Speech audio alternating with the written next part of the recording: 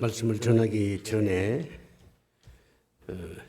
감사의 말씀부터 드리겠습니다. 원래 이 설교는 이제 목사님들을 위한 설교입니다.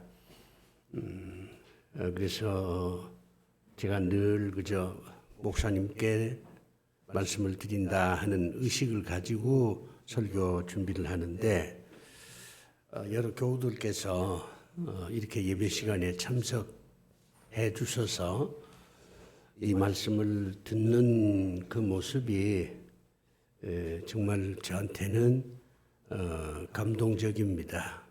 여러분들하고 직접적인 관계가 없는 그런 말씀인데도 불구하고 여러분들이 말씀을 잘 듣고 계시는 그 모습을 보면서 감사하는 마음을 갖지 않을 수가 없습니다. 교우들에게 이제 감사를 드립니다. 여러분 알다시피 어제 이태원에서 사고가 생겼습니다. 오늘 제가 오다가 들으니까 146명이 압살을 당해 돌아가셨다고 그렇게 나오더라고요. 이태원 저도 이제 몇 번 그 길을 지나가 봤는데 그렇게 큰 동네가 아닙니다. 그런데 10만 명이 모였다 그래요. 대단하죠? 10만 명이 모여서 놀고 무슨 그 축제를 이제 했는데 어떻게 밀고 땡기고 하다 보니까 사람들이 넘어지기 시작을 하니까 그 위로 계속 넘어지는 거죠. 그래서 그런 불상사가 생긴 겁니다. 안타까운 일이죠. 돌아가신 분들 위해서 우리가 위로의 기도를 드려야 되겠고 부상한 사람들도 많을 거예요. 또 그 중에는 신앙생활하는 우리 교인들도 있을 테니까 이 나라가 어려울 때에 백성들이 환난을 당할 때 교회가 나라와 그리고 우리 국민들을 위해서 함께 기도해야 되는 것은 당연하다고 생각이 됩니다. 그러면서 내가 이제 목사님들한테 이런 질문을 던지고 싶어요. 이태원 그 사태를 보면서 우리가 생각해야 될 게 두 가지가 있습니다. 하나는 왜 그렇게 사람들이 많이 모이느냐 하는 겁니다. 10만 명이 모였다 그러잖아요. 이거 대단한 숫자입니다.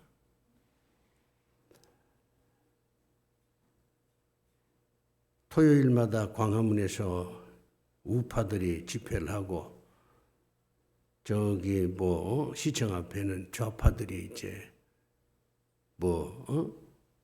촛불 집회를 한다는데 우파가 많이 모이면 한 3만 5천, 좌파가 많이 모이면 한 2만 이 정도거든요. 이건 완전히 이념적인 집회잖아요. 그런데 이태원에 10만 명이 모였다는 겁니다. 거의 다 젊은이죠. 우리 같은 사람이 이태원에 갈 이유가 없잖아요. 우리나라 청년들이 이렇게 10만 명이나 모인다. 그러면 왜 그렇게 많이 모일까? 이것을 우리 목사님들이 한번 생각해 볼 필요가 있습니다. 교회는 모이지 않는데 왜 이태원에는 그렇게 수많은 젊은이들이 모이느냐. 이걸 우리 목사님들이 고민을 해야죠. 또 하나는 왜 사고가 나느냐 하는 겁니다. 왜 사고가 나느냐. 10만 명이 모였으니까 통제가 거의 불가능하거든요. 각자가 스스로 조심하고 또 남을 배려하고 어떤 질서를 지키고 이래야 되는데 어느 한 사람이 무너지니까 다 무너지는 거거든요. 그러니까 왜 그런 일들이 벌어지는가? 이런 것도 목사님들이 좀 깊이 생각을 하셔야 됩니다. 교회도 안전사고가 정말 중요해요. 어린아이들도 이제 교회 많이 오지 않아요. 엘리베이터로만 올라가는 게 아니라 계단으로 올라가는 애들도 많고 또 아이들이 그냥 막 뛰어다니니까 교회도 안전에 대해서 신경을 많이 써야 합니다. 이 불행한 사태가 빨리 잘 정리가 돼서 10만 명이 모이든 100만 명이 모이든 안전한 서로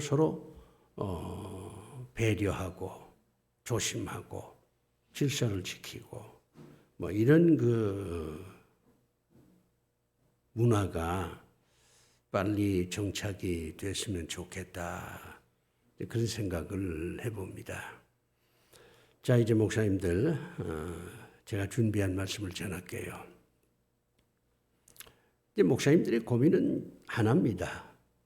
어떻게 교회를 다시 부흥시킬 수 있을까? 뭐 자나깨나 목사님들이 그 생각만 지금 하고 계시지요. 그런데 백약이 무효다. 안 된다는 겁니다. 그래서 이제 낙심들을 많이 하는데 저는 아직도 길은 있다. 이렇게 생각을 해요. 지금까지 한국 교회가요.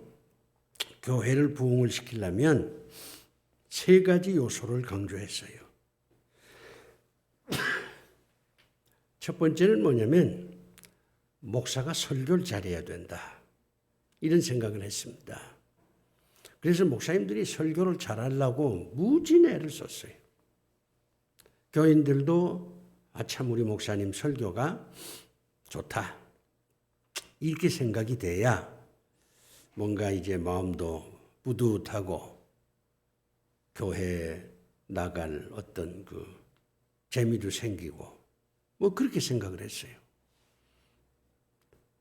그 다음에 2번째가 성령의 역사입니다.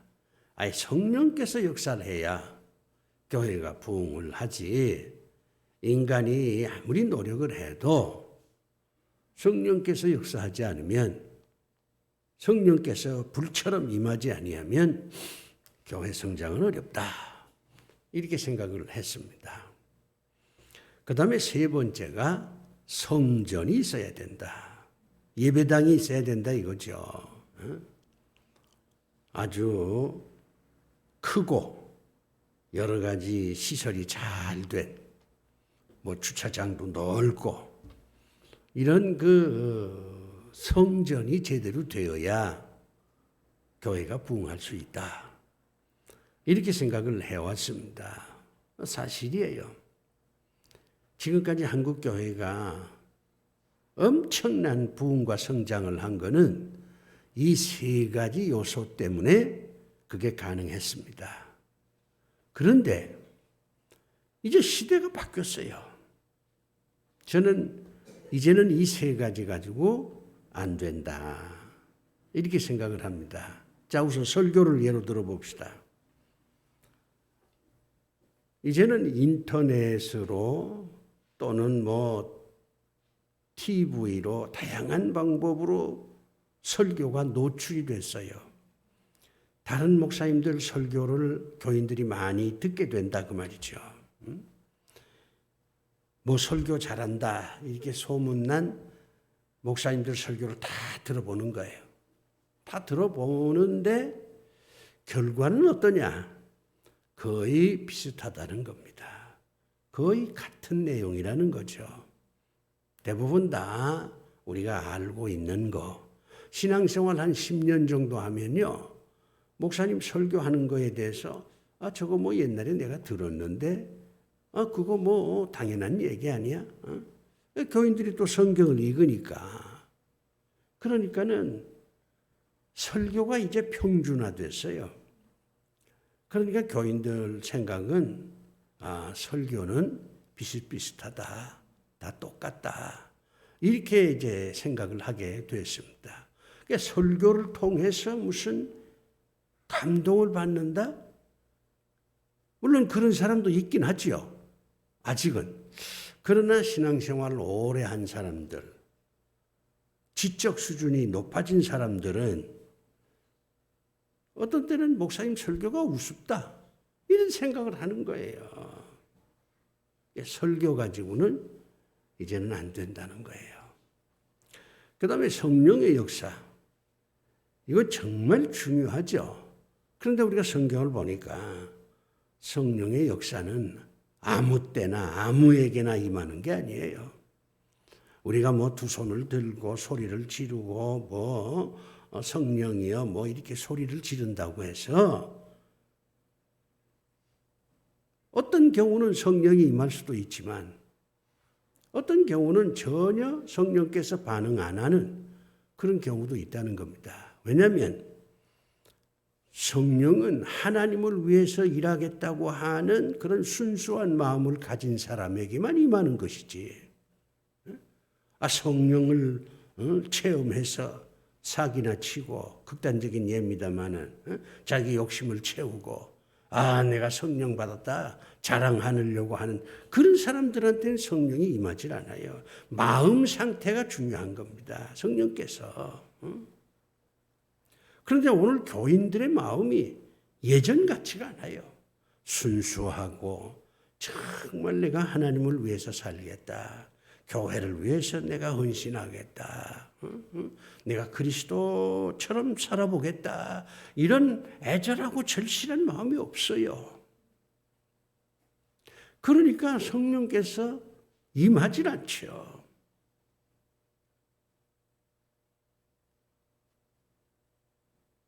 옛날에는 참 사람들이 그래도 순수했습니다. 내가 하나님을 위해서 죽으면 죽으리라, 이렇게 생각하는 사람도 있었고, 내가 교회를 위해서 최선을 다하겠다, 이렇게 결심하는 사람도 있었지만 이제는 그런 사람을 찾아보기가 어려워요.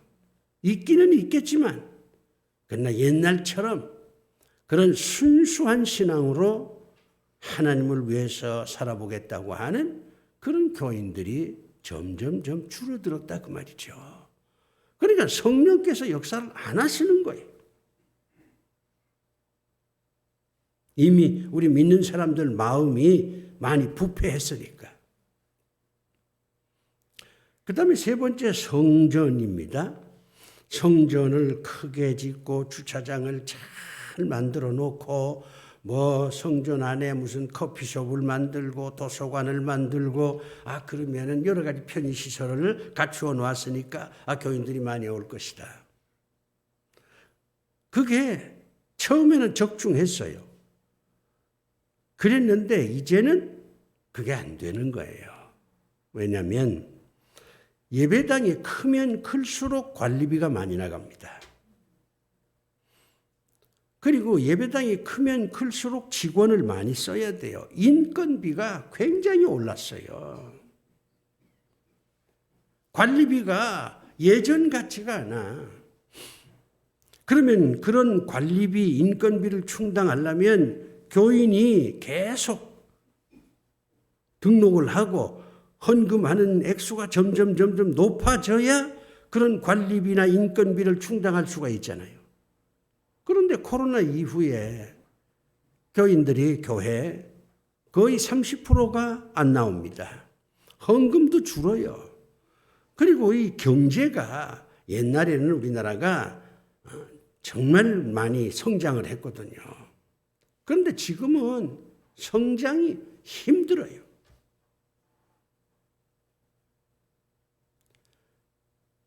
그렇기 때문에 헌금이 예전처럼 들어오질 않습니다. 그런데 이미 예배당을 크게 만들어 놨어. 이걸 어떻게 할 거야? 내버려 둘 수도 없고. 그래서 지금은 성전을 짓겠다는 목사님들이 거의 없습니다. 그 감당을 못하니까. 그래서 지금까지 한국 교회를 부흥시켰던 이 세 가지 요소가 다 사라졌어요. 완전하게 사라졌다고는 말할 수는 없지만 그 영향력이, 그 효과가 예전 같지가 않다는 겁니다. 그러면 이런 그 어려운 상황 속에서 목사님들이 교회를 섬기고 교회를 부흥시키려고 하니까 이게 힘든 거잖아요.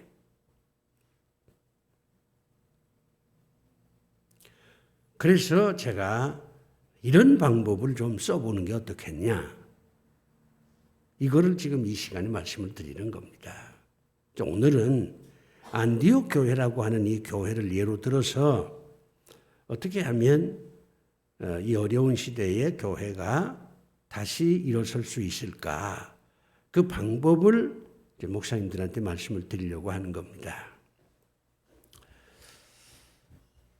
현대인들은요, 욕구가 다양합니다. 자기가 좋아하는 것과 싫어하는 것이 이제 극명하게 나누어져 있어요. 그렇기 때문에 교회가 다양성이 없으면 교인들이 권태를 느낍니다. 그래서 교회의 모든 프로그램을 다양하게 만들어야 돼요. 다양성입니다. 이게 첫째예요. 예를 들면 목사님들 주보를 한번 보세요. 주보를 한번 보면 주일 예배 순서, 오후 예배 순서, 수요일 날 예배 순서, 금요 심야 예배 순서, 이런 순서를 가만히 살펴보면요, 거의 패턴이 똑같아요. 똑같아. 묵도합시다. 그 다음에 찬송, 그 다음에 기도. 이게 딱 정형화됐어요. 그러지 말고, 또 목사님들이 이제 좋아하는 게 통성기도잖아요. 통성기도. 그 통성기도를 주일날 예배도 하고 수요일 예배도 하고 이러지 말고, 통성기도 그거 싫어하는 사람도 많습니다. 이 지식인일수록 그런 걸 싫어해요. 아니, 통성기도 해야만 하나님이 들어주시냐? 이런 얘기들을 지식인들이 하거든요. 그러니까 통성기도 하자고 하면 가만히 있지요. 그냥 속으로 그냥 자기 혼자 기도는 할 수 있어도 손을 들어라, 아멘을 하라. 이게요, 옛날에는 맥혔어요. 근데 지금 지식인들한테는, 청년들한테는 그게 맥히질 않습니다. 여자들한테는 맥혀도 남자들한테는 뭔가 좀 이상하다. 꼭 이래야 되나? 이런 회의감을 갖게 된다고 말이죠. 그렇다고 통성기도 안 할 수가 없잖아요.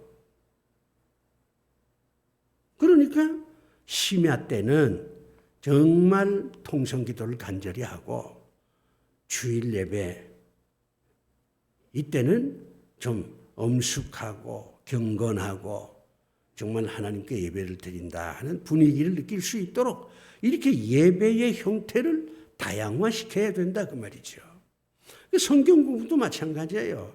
그래서 우리는 성경 공부하면 성경 요한복음 몇 장 쭉 읽어가면서 그런 방법도 좋지요. 예수님의 제자가 몇 명이냐. 그러나 어떤 성경 공부반은 성경에 대해서 의문나는 것을 질문하는 성경 공부. 목사님은 가르치질 않고 교인들이 질문하면 답변만 하는 거예요. 교인들이 성경을 읽다가요, 이게 무슨 뜻일까? 이해가 안 되는 그런 부분도 많이 나와요. 그리고 성경을 읽다가 이거는 좀 아니잖아. 이런 것도 성경에 많이 있거든요. 그런데 누가 가르쳐 주질 않아.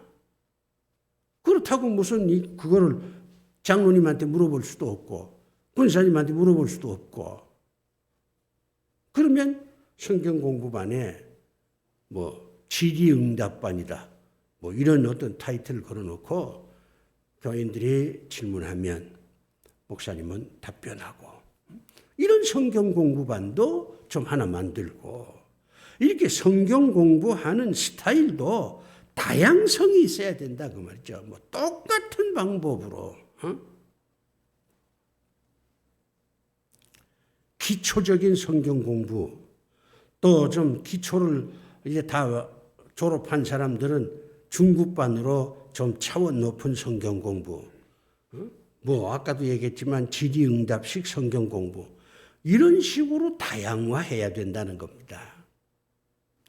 교회에도 친교 모임이 있잖아요. 친교가 굉장히 중요하다는 것은 사도신경에 나와 있잖아요. 성도의 교제를 믿사오며. 그러니까 성도의 교제가 없는 교회는 이미 교회로서 제 기능을 못하는 겁니다. 그런 친교도 좀 다양하게 해야지. 뭐 봄, 가을에 벚꽃 구경 가고 단풍 구경 가고 하는 그런 친교도 하고, 또 뭐 꼭 그런 친교만 있는 건 아니잖아요. 교인들끼리 영화 구경도 좀 가고, 또 연극 좋아하는 사람 연극 구경도 하고, 독서 모임도 갖고, 아니면은 교인들끼리 요리 강습도 좀 하고, 이렇게 해서 다양한 방법으로 친교를 해야지. 그저 친교한다 그러면은 버스 타고 벚꽃 구경 가고 단풍 구경 가는 거면 아무것도 없어. 그거 좋아하는 사람도 있지만 이미 단풍 구경 다 갔다 온 사람도 있고, 워낙 교인들이 다양화됐으니까, 교회가 다양화되지 않으면은 교인들이 짜증을 냅니다. 요즘은 웬만큼 살면요, 전부 백화점에 가서 물건을 살라고 그래요. 왜? 백화점에는 다 있거든요. 거기는 식품점도 있고, 옷가게도 있고, 그릇가게도 있고, 백화점에 들어가면 다 살펴볼 수 있는 거예요. 그리고 자기 마음에 맞는 거 살 수 있는 겁니다. 다양성. 이게 굉장히 중요합니다. 그 다음에 두 번째는 차별성입니다. 이게 오늘 본문 보면요, 예루살렘 교회가 첫 번째 교회잖아요. 다락방에서 모인 그 120명이 성령을 체험하고 난 다음에 제일 먼저 뭘 했습니까? 교회를 세웠어요. 그 다음에 성경에 등장하는 교회가 안디옥 교회입니다. 그런데 예루살렘 교회하고 안디옥 교회를 딱 비교를 해보면 전혀 스타일이 달라요. 예루살렘 교회는 그 구성원이 전부 유대인입니다. 유대인 가운데 예수 믿는 사람들이 모여서 교회를 세운 게 예루살렘 교회예요. 그러니까 예루살렘 교회는 전도를 할 때도 유대인에게만 했어요. 이방 사람들한테는 전도를 안 했어. 그리고 이 예루살렘에 모인 교인들은 유대인들이기 때문에 유대교의 전통을 그대로 받아들였습니다.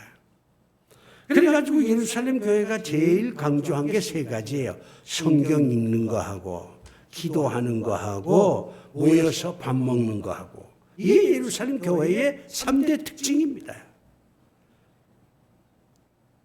그런데 유대교도 모여서 성경 읽고, 기도하고, 끝나고 나면 밥 먹고 그랬거든요. 그런데 안디옥 교회는요, 오늘 이거 성경 말씀 보면 거기 이제 이름이 나오잖아요. 이름이 나와. 이게 다양한 사람입니다. 거기는 유대인도 있고, 헬라인도 있고, 아프리카 사람도 있고, 부자도 있고, 가난한 사람도 있고, 이렇게 다양한 사람들이 모였어요. 예루살렘 교회하고 안디옥 교회는 전혀 다른 스타일이에요.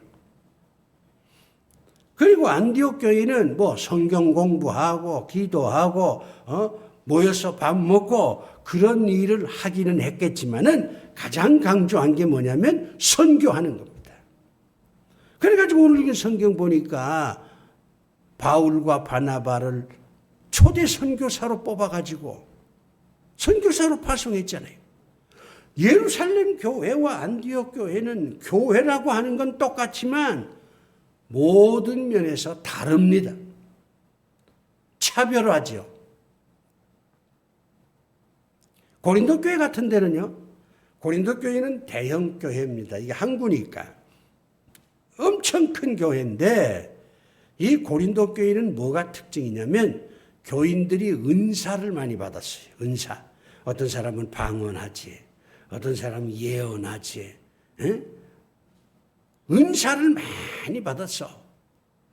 그래서 고린도 교회의 특징은 은사를 많이 받은 겁니다.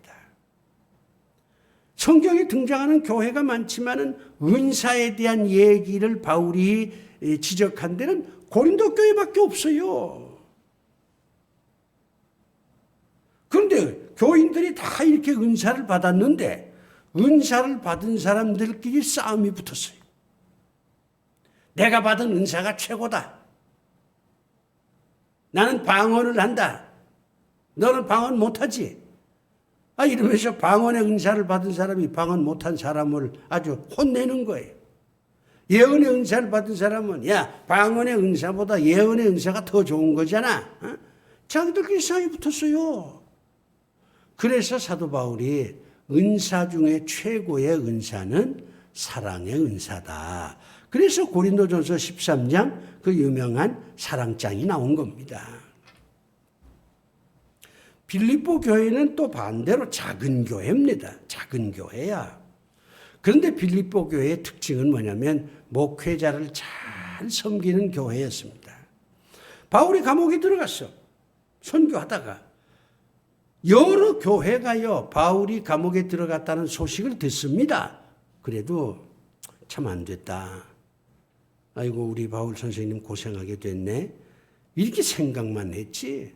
누가 뭐 감옥까지 가가지고는 말이죠, 위로하고 격려한 그런 교회가 없었어요.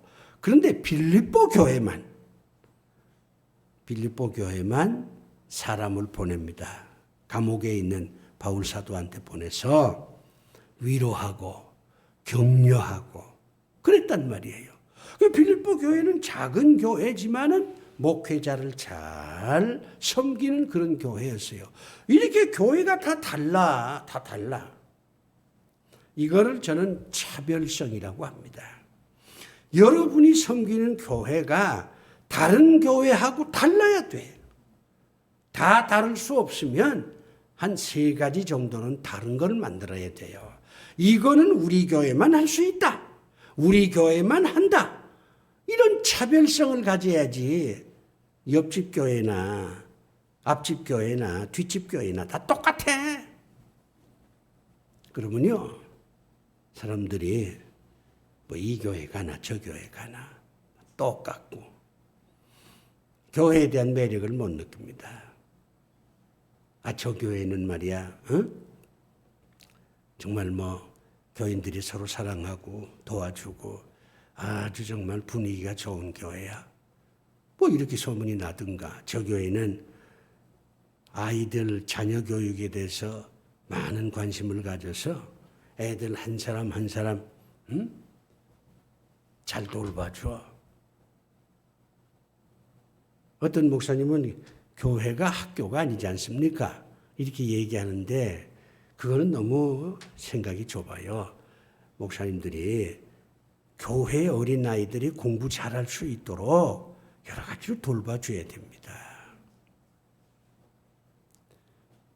학생 한 사람 한 사람 방에다 불러놓고 좀 상담도 좀 해주고 너 장차 뭐가 되려나 물어보기도 하고 그 아이들 불러놓고 뭐 마태복음이 몇 장 어쩌고 예수님이 어쩌고 이런 얘기만 하면 애들이 관심이 없다니까.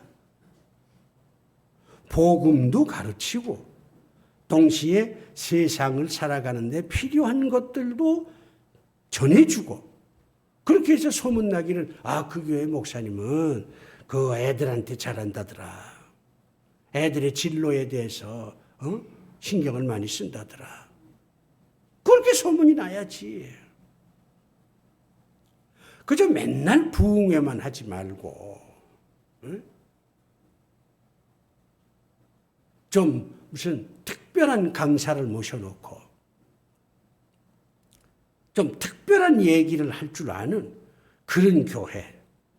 어쨌든 다른 교회가 안 하는 거, 다른 교회가 못하는 거, 우리 교회만 할 수 있는 거, 이런 거를 찾아서 다른 교회와 차별화해야 돼요.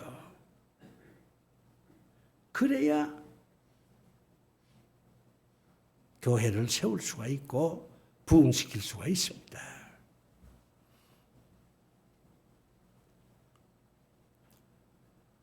똑같은 거는 매력이 없습니다. 이걸 차별화라고 말합니다. 교회가 다 다르잖아요, 성경에. 똑같은 교회가 하나도 없어.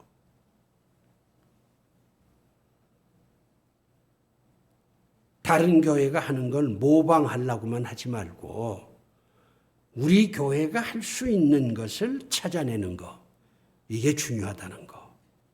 이걸 꼭 기억을 하시길 바랍니다.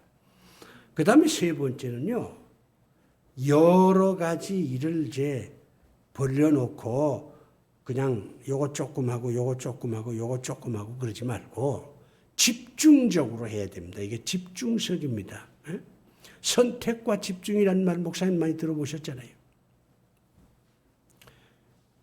우리나라가 이만큼 경제적으로 잘 사는 것이 박정희 대통령 덕분이다, 이렇게 얘기하는 사람들 많지 않습니까? 근데 박 대통령은 이 경제를 일으키기 위해서 경제개발 5개년 계획, 5년이 끝나니까 2차 경제개발 5개년 계획, 계획을 딱 세우는 거야. 그 경제계획의 핵심이 뭐냐면 중화학공업입니다. 예를 들어서 자동차, 선박, 석유, 전자, 이런 거죠. 화학, 이런 거에 집중한 겁니다. 그러니까 오늘날 선박은 세계 첫째, 전자도 세계 첫째, 자동차는 세계에서 5번째, 이렇게 해서 나라가 잘 살게 된 거예요. 그냥 교회도 무슨 행사를 하려면, 예를 들어서 금년은 전도다, 그러면 전도에 올인을 해야 됩니다. 모든 걸 전도에 쏟아야 돼요. 교회의 인력, 교회의 재정, 이런 것을 전도에 쭉 집중시켜서 전도를 결판 지어야 돼.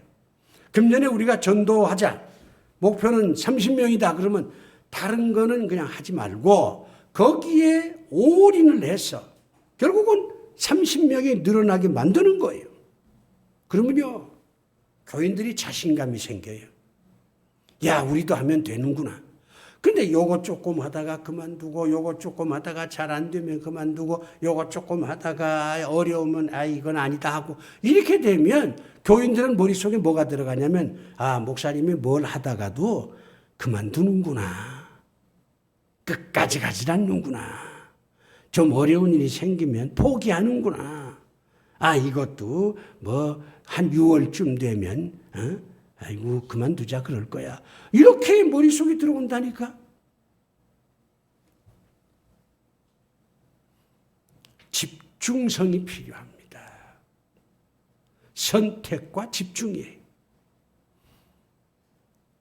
예를 들어서 예배 출석, 금년의 목표는 예배 출석이다.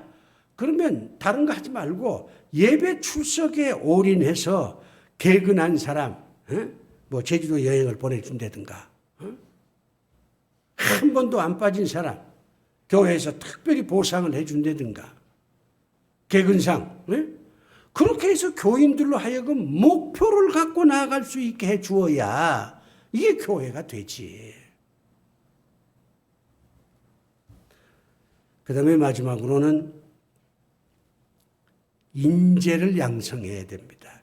결국 교회는 사람입니다. 사람이 없으면요, 교회는 되질 않아요. 목사님 혼자 목회하는 교회는 망합니다. 목사님 혼자 되질 않아요.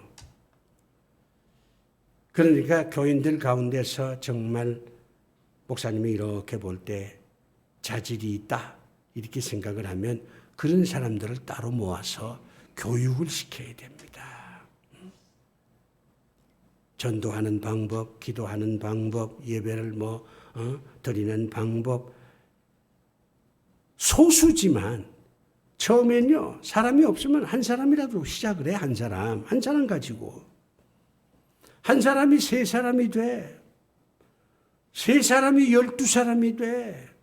12사람이 70명이 돼. 70명이 120명이 돼. 성경 보면 예수님이 그랬잖아요.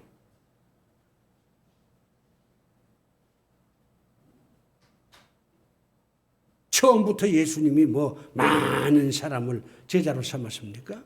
3명, 12명, 70인의 전도대, 120명의 기도. 이렇게 해서 예수님이 세계를 복음으로 다스리게 된 것입니다. 사람을 키우지 않으면 절대 교회는 성장하지 않습니다. 목사님들, 제가 4가지 얘기했잖아요. 옛날 방법으로 안 되니까 다양성, 차별성, 집중성, 인재교육, 사람, 교인들 교육시키는 거, 요 4가지를 차근차근 하면 난 반드시 목사님들이 섬기는 교회가 부흥할 것이다. 그렇게 믿습니다. 한번 꼭 해보세요. 기도합시다. 아버지 하나님, 어려운 때에 하나님의 은혜가 정말 필요합니다. 주께서 세운 주의 종들과 교인들을 두루 살펴주셔서 흔들거리는 우리 한국교회가 다시 굳건히 설 수 있도록 은혜를 베풀어 주시옵소서. 나라에 큰 어려움이 생겼습니다. 이 일을 주께서 긍휼히 여기사 모든 것이 잘 수습이 되고 고통당하는 사람들 주께서 위로하여 주시옵소서. 예수님 이름으로 기도드리옵나이다. 아멘.